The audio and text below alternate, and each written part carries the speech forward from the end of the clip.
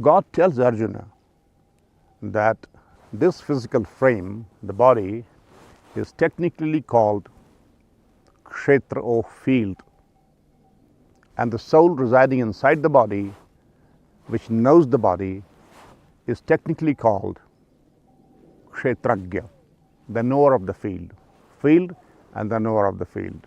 These two distinct entities are variously called by God at different places in the Bhagavad Gita as Prakriti and Purush, Deh and Dehi, body and soul. God has bestowed so much of glory upon jnana or knowledge that leads to liberation forever from all suffering, from the cycle of birth and death. But what that knowledge is, that's a very intriguing question, because various scholars define it variously in different words with different contents. Why to listen to other people when God very succinctly and specifically defines that knowledge in very simple terms, though technical terms? He says, kshetragyor jnanam etaj jnanam matang mama.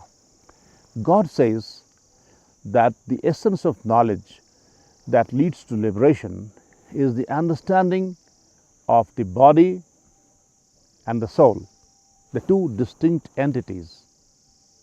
Soul including the Supreme Soul God, and the interrelationship of these three, of the kshetra and kshetragya, where kshetragya, the knower of the field and the knower of the field. Body is the field, kshetra, and the soul lodged inside it is the knower of the field. The soul lodged inside the body is also a fraction of God. Therefore, knowing the reality of nature, the material universe on the one hand, and the soul and God on the other, is knowledge.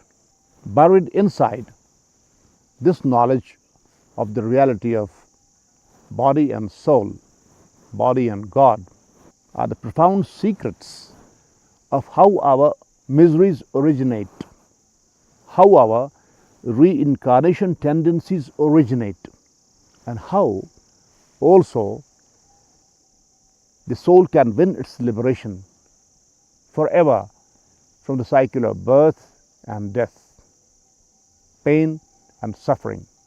Therefore, let's now see how God technically defines and elaborates on this great spiritual knowledge in these two chapters of the Bhagavad Gita, 13 and 14, and the fractions of this knowledge also are strewn across the different chapters of the Bhagavad Gita, and occasionally we shall be tasting the drops of nectar found in other portions of the Bhagavad Gita.